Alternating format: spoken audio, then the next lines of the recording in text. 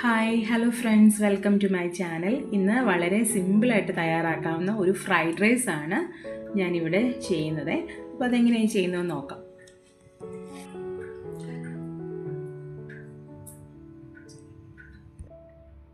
ആദ്യം തന്നെ നമുക്ക് കുറച്ച് സവോള വറുത്തെടുക്കണം. അതിന് വേണ്ടിയിട്ട് ഞാൻ ചൂടായ ചീനച്ചട്ടിയിലേക്ക് കുറച്ച് ഓയിൽ ഒഴിച്ച് കൊടുത്തിട്ടുണ്ട്. ഇനി നമുക്ക് സവാള ഇട്ട് നന്നായിട്ടൊന്ന് ഫ്രൈ ചെയ്തെടുക്കാം.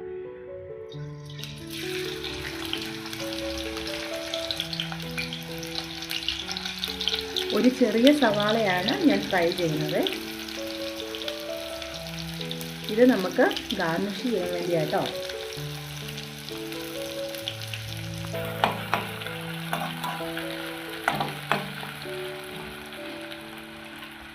തീ കൂട്ടി വെച്ച് സവോള വറുക്കരുത്. ലോ ടു മീഡിയം ഫ്ലെയിമിൽ വെച്ച് വേണം നമുക്ക് ഈ സവോള ഒന്ന് വറുത്തെടുക്കാൻ.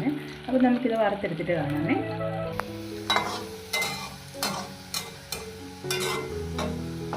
നമ്മുടെ ഒനിയനൊക്കെ നന്നായിട്ട് മുരിഞ്ഞു വന്നിട്ടുണ്ട്. നമുക്ക് ഇതൊന്ന് കോരി ഒരു പാത്രത്തിലേക്ക് മാറ്റാം.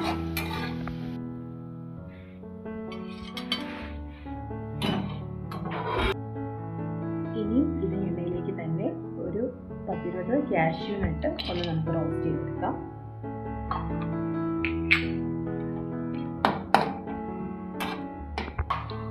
അപ്പോൾ കാഷ്യൂസ് റോസ്റ്റ് ആയിട്ട് വരുന്നുണ്ട്. നമുക്ക് കുറച്ച് കിസ്മിസും കൂടെ ചേർക്കാം.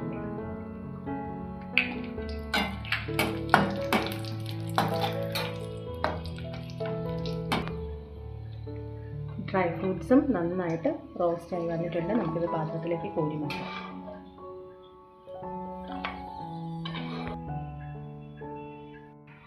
ഇനി നമുക്ക് റൈസ് കുക്ക് ചെയ്തെടുക്കാം. അതിന് വേണ്ടിയിട്ട് ചൂടായ പാനിലേക്ക് ഒരു 2 ടേബിൾ സ്പൂൺ അളവിൽ ഓയിൽ ഒഴിച്ചു കൊടുക്കാം. 1 ടേബിൾ സ്പൂൺ അളവിൽ ബട്ടർ ചേർത്ത് കൊടുക്കാം.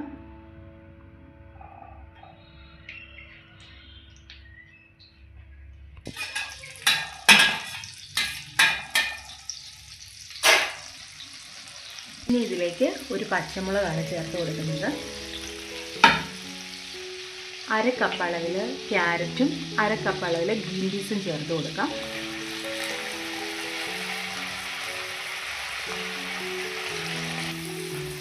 നന്നായിട്ടൊന്ന് വഴറ്റി കൊടുക്കാമേ.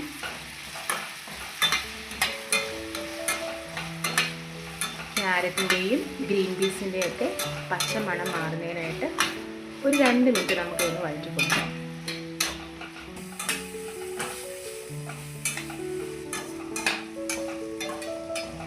ഇപ്പോൾ നമ്മൾ ഒരു 2 മിനിറ്റോളം ഇതൊന്ന് വഴറ്റി കൊടുത്തിട്ടുണ്ട്. ഇനി ഇതിലേക്ക് നമുക്ക് ബസ്മതി അരി ചേർത്ത് കൊടുക്കാം. 1/2 മണിക്കൂർ കഴുകി കുതിർത്ത 1 കപ്പ് അരിയാണ് ചേർത്ത് കൊടുക്കുന്നത്. ഇനി നമുക്ക് ഈ അരി ചേർത്തതിന് ശേഷം നന്നായിട്ടൊന്ന് ഇളക്കി യോജിപ്പിക്കാം. ഒരു 2 മിനിറ്റോളം അരിയും ഇതിനകത്ത് ഒന്ന് റോസ്റ്റ് ചെയ്തെടുക്കാമേ.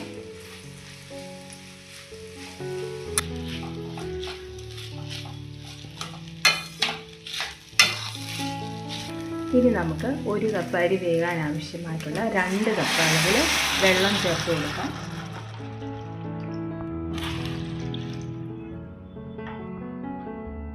ആവശ്യത്തിനുള്ള ഉപ്പ് ചേർത്ത് കൊടുക്കാം.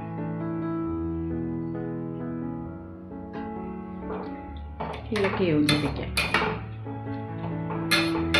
നന്നായിട്ട് തിളച്ച് വരുന്നത് വരെ ഇത് തുറന്ന് തന്നെ ഇരിക്കട്ടെ. നന്നായിട്ട് തിളച്ച് വന്നതിന് ശേഷം ലോ ഫ്ലെയിമിലേക്ക് മാറ്റിയിട്ട് നമുക്കിത് അടച്ച് വെച്ച് വേവിച്ചെടുക്കാം. ഇപ്പോൾ ഇത് നന്നായിട്ട് തിളച്ച് വന്നിട്ടുണ്ട്. നമുക്ക് അടച്ച് വെച്ചതിന് ശേഷം തീ ലോ ടു മീഡിയം ഫ്ലെയിമിലേക്ക് മാറ്റാമേ.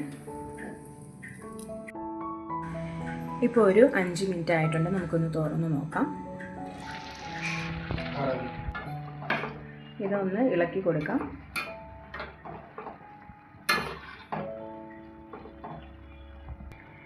ഇപ്പോൾ ഇത് ഒരു 50% കുക്കായിട്ടുണ്ട്. ഇനി നമുക്ക് ഒരു 5 മിനിറ്റും കൂടെ അടച്ചു വെച്ച് കൊടുക്കാം. ലോ ടു മീഡിയം ഫ്ലെയിമിൽ വേണം നമ്മളിത് കുക്ക് ചെയ്യാൻ, അല്ലെങ്കിൽ ഇത് പെട്ടെന്ന് അടുക്കി പിടിക്കും കേട്ടോ. ഇപ്പോൾ ഒരു 5 മിനിറ്റ് ആയിട്ടുണ്ട്. നമുക്കൊന്ന് തുറന്ന് നോക്കാം. നമ്മുടെ റൈസ് നന്നായിട്ട് വെള്ളമൊക്കെ പറ്റി നല്ല പെർഫെക്റ്റ് ആയിട്ട് കുക്കായി വന്നിട്ടുണ്ട്. ക്രിസ്മസിനോ വിശേഷ അവസരങ്ങളിലോ ഒക്കെ തയ്യാറാക്കാവുന്ന ഒരു നല്ല ഫ്രൈഡ് റൈസ് ആണിത്. വളരെ സിമ്പിളായിട്ട് നമുക്ക് തയ്യാറാക്കാം.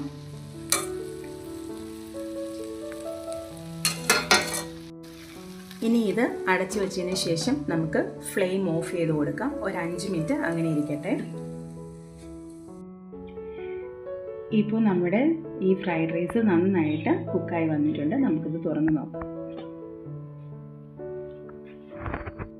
ഇനി ഇതിലേക്ക് നമ്മൾ ആദ്യം വറുത്ത് വെച്ചിരുന്ന സവോള, കാഷ്യൂനട്ട്, കിസ്മിസ് ഒക്കെ ഒന്ന് ചേർത്ത് കൊടുക്കാമേ.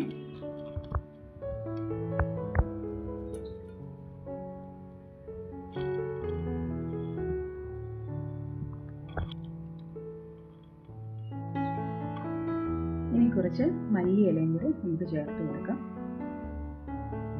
ഇനി ഇത് നന്നായിട്ടൊന്ന് ഇളക്കി വെച്ചു.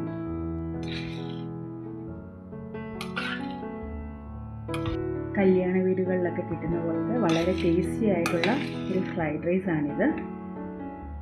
ചിക്കൻ കറിയുടെ കൂടെയോ മട്ടൺ കറി, ബീഫ് കറി ഇതിൻ്റെയൊക്കെ കൂടെ നമുക്ക് സെർവ് ചെയ്യാവുന്നതാണ്.